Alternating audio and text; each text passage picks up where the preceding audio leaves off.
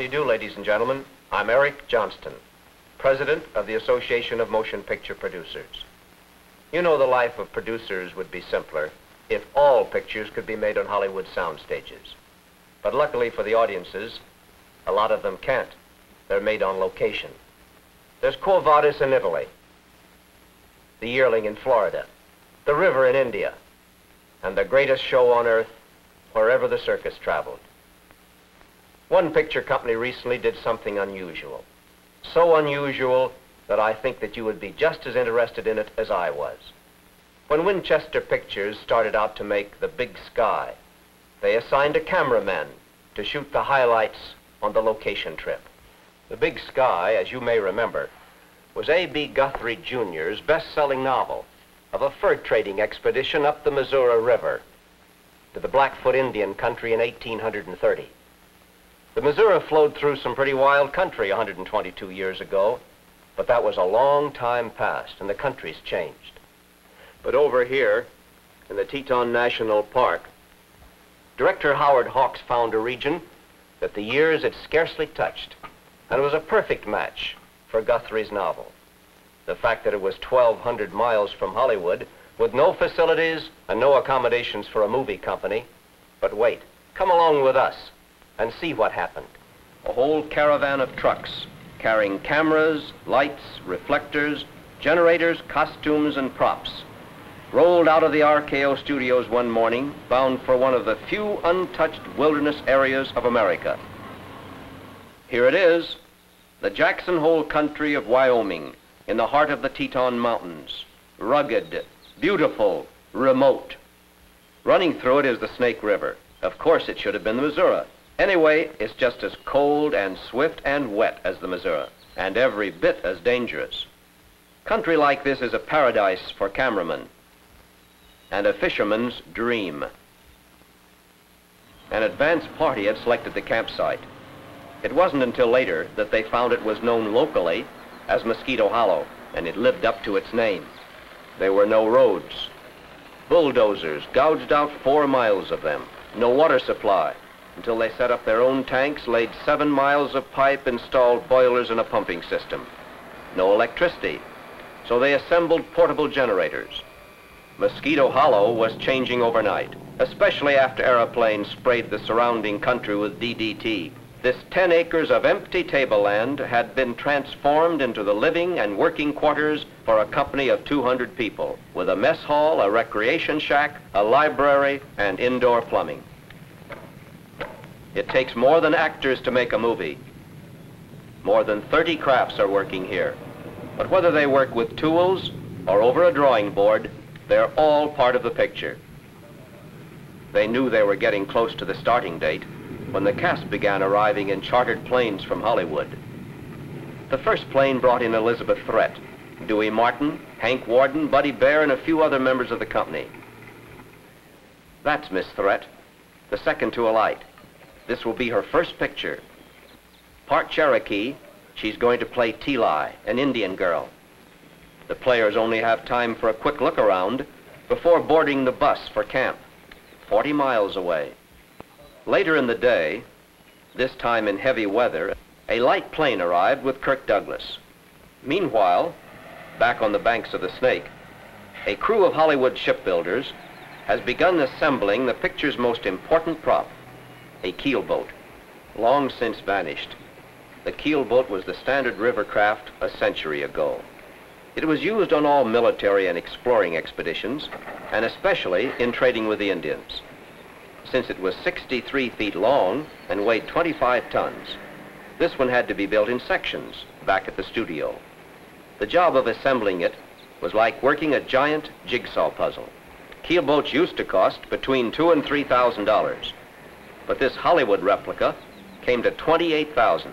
As the bow section swings into place, the keel boat is almost ready for its launching into the swift waters of the Snake, with some gloomy predictions that it would sink section by section to the bottom. Down the ways it went, and the Hollywood shipbuilders were vindicated. Now, with its superstructure added, the keel boat is ready for its river trials and its motion picture debut. With the entire company now established in camp, Director Howard Hawks begins the job of transforming Hollywood actors into frontiersmen, keel boatmen, and Indian traders. Every detail of wardrobe and makeup is checked, not merely of the principal players, but down to the least of the extras. This has been known to curl a man's whiskers. The former fashion model Elizabeth Threat makes her first appearance in braids and buckskin. And this is how a self-respecting Phi Beta Kappa called Hank Warden is transformed into a half-wit Blackfoot Indian. The first step is to cover his nose with a plastic adhesive. Over this is fitted a molded plastic nose.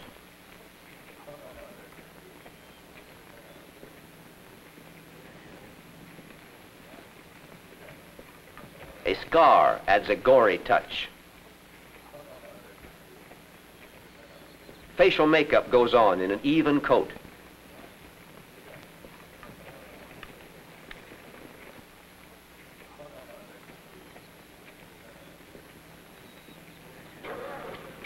He loses 2 front teeth with an application of black dental makeup. Pretty, isn't he? With body makeup and tattered costume, Hank lacks only one thing, a hairpiece. Here he becomes the first Indian in history to be scalped in reverse. An old hand at shooting pictures on location, Howard Hawks guards against possible delays caused by injuries to his players. Every part is cast in duplicate. Even stuntmen have their doubles. For the job ahead is going to be tough and cold. Tomorrow, weather permitting, they start shooting. By bus and truck, the company moved to the banks of the river. The keel boat swung out into the swift-running, ice-cold Snake, while a camera crew moved ahead in a flat-bottomed skiff, and a page of frontier history is coming to life as a keel boat once again fights its way upriver. Depending on conditions, the keel boat in the old days could be sailed, rowed, or poled along. But its main reliance was a long tow rope called a cordel, which the crew hauled either along the bank or in the water. 15 miles a day was a good average. And sometimes they went upriver for 1,100 miles, just like this, with crews like this. Lunch call, and after a morning on the river, no second invitation is needed. Movie companies on location always serve box lunches, and the variety of food is infinite. There's ham on Swiss and Swiss on ham, ham without Swiss and Swiss without ham, not to mention rye, white, or whole wheat.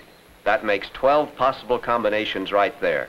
Now when you add lettuce and tomato, the picnic spirit prevails nonetheless, as stars line up with extras and lunches are passed out on a first-come, first-served basis. The Indians, by the way, are full-blooded Crows and Blackfeet from the reservations in Montana.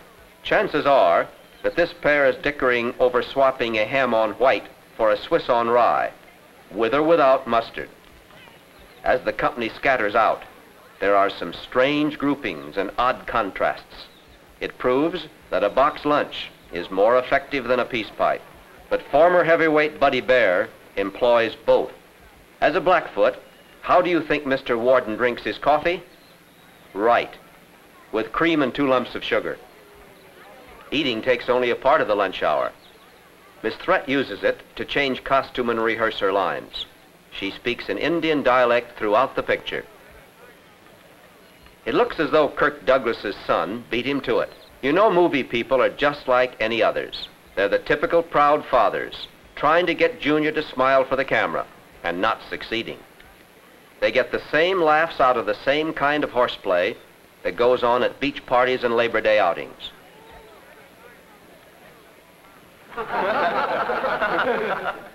They try not to look self-conscious when they pose for a photographer. And they get the same kick out of making a gag shot, like this one Dewey Martin is pulling. Speaking of gags, this is a picture of a man making a buck. Seems they needed a dead deer, and it was one thing the prop man forgot. So they stitched and they painted, and they made a buck for Buddy Bear. Easier to carry than a real one. And Indian war is going to start in about 10 minutes, so Dewey Martin gets a lesson in loading a long rifle. And you're crazy if you think these fellas are going to be caught with their hands empty. The cameraman takes a light rating, decides he'll need arcs and reflectors to bolster the sunlight. And an assistant director yells for everyone to get back on the job. So reluctantly dropping their lunch boxes, the Indians take to the woods, the keel boatmen to the river, and everyone gets ready for the big surprise attack. Actually, filming a scene like this requires complete coordination. Orders travel from shore to the men on the keel boat, from the keel boat to the men organizing the Indian raid. In their improvised sound recording tent, engineers prepare to record the battle. They build a makeshift track for the camera along the river's edge. With arcs and reflectors focused, the scene is set. The director gives the signal. Here's the way it would have looked from a hillside in Wyoming. Indians running, boatmen firing, two men clinging to a log as it races downriver. But this is how it will look in the big sky.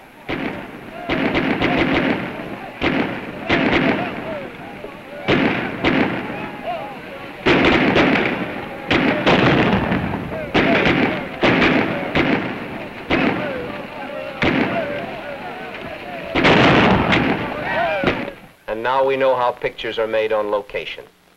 And speaking for all the producers, I hope that this behind-the-camera view of the big sky will give you an appreciation of the time, energy, and skill that Hollywood devotes to your entertainment. See you at the movies.